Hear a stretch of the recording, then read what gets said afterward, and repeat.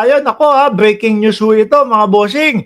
Manginginig ang itlog ni Kibuloy dito dahil umpisang-umpisa pa lang mga kababayan, ayaw na nito ni Kibuloy.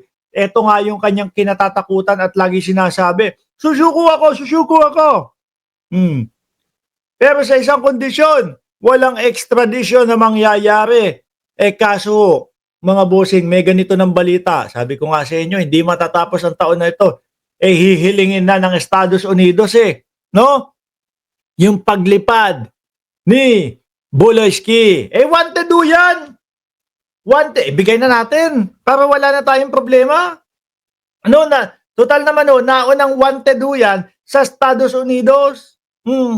At meron naman pong pag-uugnayan o pag-uusap ang Pilipinas o kasunduan ng Pilipinas. Bigay na natin para wala tayong problema. Sabi dito, the United States is seeking the extradition of Filipino religious leader Apollo Kibuloy, who is wanted in the US for several charges. Oy, Boss Ngalbu, Jason sa, ano yung sinasabi mo? Yung ibinabalita mo na kesyo, wala na, acquitted na si Kibuloy, wala nang kaso si Buloyski. Naku, magngangal-ngalan po yung mga dito, yung mga, ano pangalan nila? Chup-chuperos. Kung ano-ano na mga pangalan ni Mark Ramos dyan sa mga chup-chuperos na yan. Yung mga chup-chuperos, sino pa? Yung mga, sila Jason sa magngangal-ngalan na, pati yung Seminay dyan, mga kababayan. Bigay na natin? No. Total, mas nauna namang maging wanted dyan sa Estados Unidos. 2 milyones na dolyares nga ang nakapatong sa ulo niyan The United States is seeking the extradition of Filipino religious leader Apollo Kibuloy, who is wanted in the US for several charges including child sex trafficking, engaging in sex minor. Biruin mo, puro ganyan, kanorista, fraud, and money laundering. Philippine government sources told GMA News Online on Wednesday. GMA News Online reached out to Philippine Ambassador Washington Jose Manuel Romualdez for confirmation but referred the request for comment to the DOJ. Comment have also been sought from DOJ and US Embassy Manila, and these will be published as soon as they are available. Yan na. Problemado na naman si Buloyski. Naku, hindi mga kababayan. Dito kapag ka nadala to sa Estados Unidos, wala, regular na regular na preso lang ito. Hindi naman sa pag-aano, baka dito sa Pilipinas o dyan sa Pilipinas nakakatanggap kahit papaano, kahit konti na kumbaga, paggalang kay Kibuloy dyan sa loob ng oblo, di ba? Siyempre, gagana pati pera yan no? Pero sa Estados Unidos mga bossing, Bomalabso, mga kababayan, ako, ga-8 katataba pa naman doon, Buloyski. Di ba? tsaka kung mapapanood natin mga kababayan, yung mga doon, yung mga preso doon, mga nagwawala talaga, naku, nalinti ka na. Ayan mga kababayan, mga boss chief amo sir, bali, yung dos oblos natin, si dating Pangulong Duterte at si Buloyski mukhang malapit na din pong mangibang bansa. Sana all! Diba? Sana all.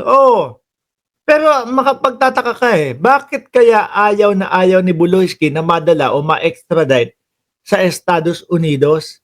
Malamig dun. Hindi kagaya ng presuhan sa Pilipinas. Sa Pilipinas mga kababayan, mga nakahubad, mga naka-topless meron pa tayong mga bilangguan na mababantot dahil sobra-sobra ang dami ng mga preso. Di ba? Yari na. At tingin ko, mga boss, makakadagdag dito sa problema ni Buloyski, yung isa nilang kasamahan o yung ilan nilang kasamahan doon na nakipagtulungan na sa Estados Unidos. Dahil nga, syempre gusto ding bumaba ang sentensya sa kanya. Di ba? Ay, nako. Maganda ito, mga kababayan. Maganda, may pasigaw-sigaw pa kayo kung ano-ano, di ba? Akala ho nila nung panahon ng dating Pangulong Duterte siguro, wala nang makapipigil sa kanila. Non-stop na sila. Di ba? Akala ho siguro nila, mga boss chief amo, sir, talagang ano na sila, superior na ho sila at wala nang makapipigil. Eto, natapos yung kanilang mga, ang panunungkulan ng kanilang mga best friend, natapos yung mga panunungkulan ng mga kabisig nila. Yari. Tapos, ang maliligayang araw nitong mga ito. Ayan o, the United States is seeking the extradition of Filipino religious. Naku po ito pa yan mga boss. Oh, siyempre, di ba, nakita niyo po kung gaano po nakasuporta ang Estados Unidos sa ating bayan, bansang Pilipinas, mga bossing. Naku po. Baka sabihin, tingnan nyo, alam nyo na matagal nang wanted sa amin si Buloyski, tapos tatanggihan nyo kami. Tingin ko hindi makakatanggi ang bayang Pilipinas. Ano po? Magsisigawan na naman po yung mga DDS dito, mga kababayan. Magsisigawan na naman po na, naku po, ayan, kinidap na naman si Kibuloy, dinala naman sa ibang bansa. May isinuko na naman tayo, may isinuko na naman isang Pilipino. Ganyan na naman po yung mga sasabihin ng mga DDS, mga boss chief amo, sir. Maniwala ho kayo. Ganyan yung mga naratibo nila, mga bossing. Ganyan yung mga naratibo nila. Tingnan nyo ho ang sinapit. Nung mag-best friend, parehas ng ibang bansa, no?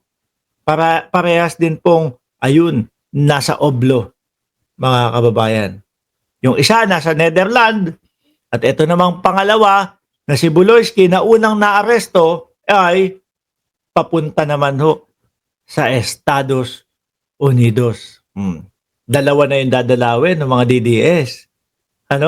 Si Buloyski, kung sakali matuloy ito, at panigurado ako, papayagan naman ho ito, no? Mga bossing. Si Buloyski sa Estados Unidos at si dating Pangulong Duterte, doon naman ho, mga kababayan, sa The Hague. Muli po, mga boss chief amo, sir, sabi ko nga ho, ang araw na ito ay special dahil unang araw po ng aking anak, yung bulsong anak, na papasok sa eskwelahan. Kaya gusto ko, ako ay maghahatid sa kanya doon sa kanyang school. Maraming salamat and God bless po at maraming salamat sa mga nag-like dito sa ating live stream.